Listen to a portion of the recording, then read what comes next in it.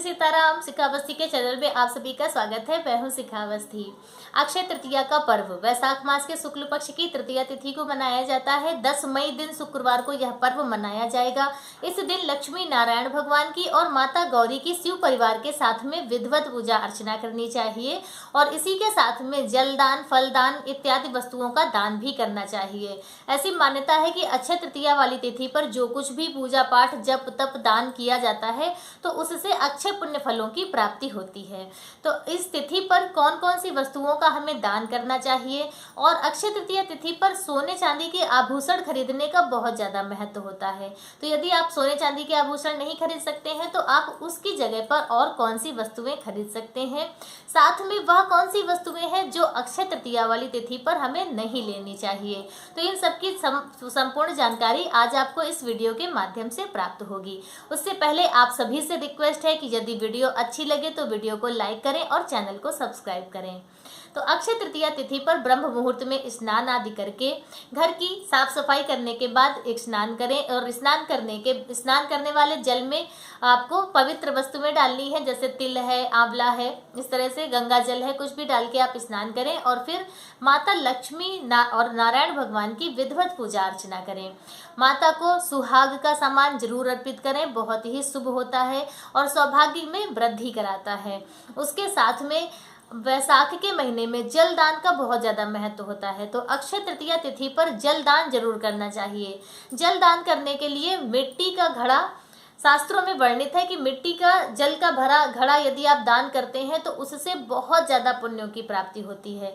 तो अब उसकी जगह पर, अब मिट्टी के घड़े सब कोई प्रयोग में नहीं लेता है, तो आप इस तरह से स्टील का, पीतल का या तांबे का अपनी सामर्थ्य के अनुसार आप जल का पात्र ले लें और उसे आपको साफ स्वच्छ उसमें आपको जल भरना है। जल के ऊपर, उसके ऊपर आपको एक कटोरी रखनी है जिसमें आपको भीगे हुए चने रखने हैं। भुने हुए भी आप रख सकते हैं लेकिन भीगे हुए चने ज़्यादा शुभ होते हैं और चने दान करना बहुत शुभ माना जाता है। तो आपको चने रखने हैं और साथ में कुछ मीठा रखना है। मीठे में आप गुड़, पेड़ा, पेठा कुछ भी रख सकते हैं। साथ में आपको ऋतु फल रखने हैं। ऋतु फल के लिए अब उसमें जैसे जगह नहीं है तो इस तरह से आप अलग बना लें और आप उसमें सभी ऋतुफल जो भी आपके पास हो, आम है, खरबूजा है, ककड़ी है, इस समय जो आ रहे हैं फल, वह आपको ऋतुफल रखने हैं। दक्षिणा रखनी है, सुहाग का सामान रखना है और अपनी पूजा में यह सब आपको माता लक्ष्मी नारायण भगवान को अर्पित करना है। फिर उनकी विधिवत पूजा अर्चना करनी है। उसके बाद इसे आपको अपने किसी सुपात्र को दान करना है। दान हमेशा अपने से श्रेष्ठ को करना चाहिए, जिसके आप पैर छू सकें, उससे आप आशीर्वाद ले सकें, ऐसे इंसान को दान करना चाहिए। गरीबों में मदद की जाती है, दान नहीं किया जाता है। दान हमेशा अपने से श्रेष्ठ और अपने मतलब जो हमसे ज़्यादा ऊंचे हों। ऊंचे का मतलब है हमारे जैसे मान्य लोग होते हैं, अपना भांजा हो, नंद नंदोई हो, तो यह लोग होते हैं, इन्हें हम लोग दान करते हैं। दान और या फिर आप किसी ब्राह्मण ब्राह्मणी को दान कर सकते हैं, कहीं किसी मंदिर में पुजारी जी को आप दे सकते हैं। तो कहने का तात्पर्य है कि उस इंसान को दान करना चाहिए जिसके चरण स्पर्श करके उनसे आशीर्वाद लिया जा सके। और इस तरह से आप यह दान कीजिए, बहुत शुभ होता है, बहुत ही पुण्यों की प्राप्ति कराता है। दान करने के बाद सोने चांदी के आभूषण खरीदने का महत्व है। अब सोने चांदी यदि आप खरीद रहे हैं तो बहुत अच्छी बात है, बहुत ज़्यादा नहीं, बड़ा नहीं तो छोटा ही खरीद लें, बहुत अच्छा होता है, शुभ होता है। और सुहाग की सामग्री जैसे कि आप नाक की कील खरीद सकते हैं या फिर आप पायल या बिछुआ खरीद सकते हैं। यह वस्तुएं खरीदना बहुत शुभ होता है। महिलाएं खरीद सकती हैं, पुरुष भाई लोग भी अपने लिए खरीद सकते हैं।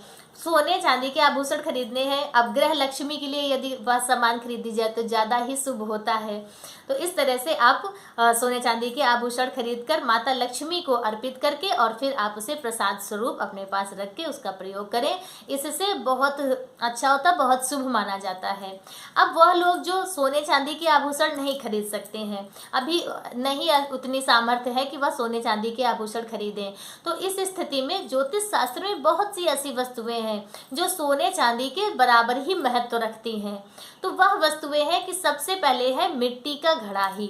जल से का भरा पात्र जो होता है वह बहुत शुभ माना जाता है। यदि आप अपने घर में मिट्टी का घड़ा रखते हैं तो कहते हैं इससे पितृदोष शांत होता है, माता लक्ष्मी की कृपा बरसती है। तो आप मिट्टी का घड़ा अपने घर ला सकते हैं और उसे जल भर के उसमें रखकर माता लक्ष्मी को प्रसन्न कर सकते हैं। और इसके अलावा आप कोई भी तांबे या पीतल के बर्तन खरीद सकते हैं। और आप माता लक्ष्मी को बहुत ज़्यादा प्रिय होती हैं कौड़ियाँ, आप अपने घर कौड़ी खरीद कर ला सकते हैं। दक्षिणावर्ती शंख खरीद सकते हैं, वह भी बहुत शुभ होता है। और इसके साथ में माता लक्ष्मी का यंत्र आता है जो श्री यंत्र, आप वह भी इस अक्षय तृतीया तिथि पर खरीद सकते हैं। खड़ी हल्दी जो आती है गांठ वाली वह आप ला सकते हैं। खड़ी धनिया खरीद सकते हैं, पीली सरसों खरीद सकते हैं। तो इन सब वस्तुओं को खरीद कर आप अपने घर ला सकते हैं। यह वस्तुएं भी उतना ही महत्व रखती हैं, उतना ही शुभता होती है इन वस्तुओं में भी जितना कि सोने चांदी के आभूषणों में। तो इस तरह से आप अक्षय तृतीया तिथि पर इन वस्तुओं को खरीद कर लाएं और माता लक्ष्मी का विशेष आशीर्वाद प्राप्त करें और माता लक्ष्मी को प्रसन्न करें। इसके साथ ही अक्षय तृतीया तिथि पर कोई भी कांच का बर्तन, प्लास्टिक का बर्तन या लोहे की वस्तुएं नहीं खरीदनी चाहिए, वह अच्छी नहीं होती, शुभ नहीं मानी जाती है। और साथ में अब शुक्रास्त का ध्यान रखते हुए भी कोई बड़ी चीज़ आपको नहीं लेनी है, जैसे वाहन इत्यादि नहीं निकलवाने हैं और आपको रजिस्ट्री करवानी हो या कोई मकान खरीदना हो, तो इन वस्तुओं को भी इस वर्ष अक्षय तृतीया तिथि पर नहीं लेना है।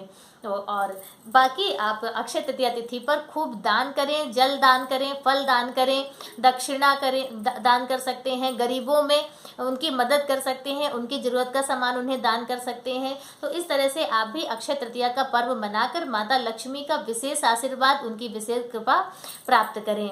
तो आज का वीडियो मेरा बस इतना ही। वीडियो यदि मेरा अच्छा लगा हो तो वीडियो को लाइक करें, कमेंट में श्री सीताराम या ओम नमो नारायण जरूर लिखें। मिलते हैं दूसरे वीडियो में किसी दूसरी जानकारी के साथ, तब तक के लिए श्री सीताराम।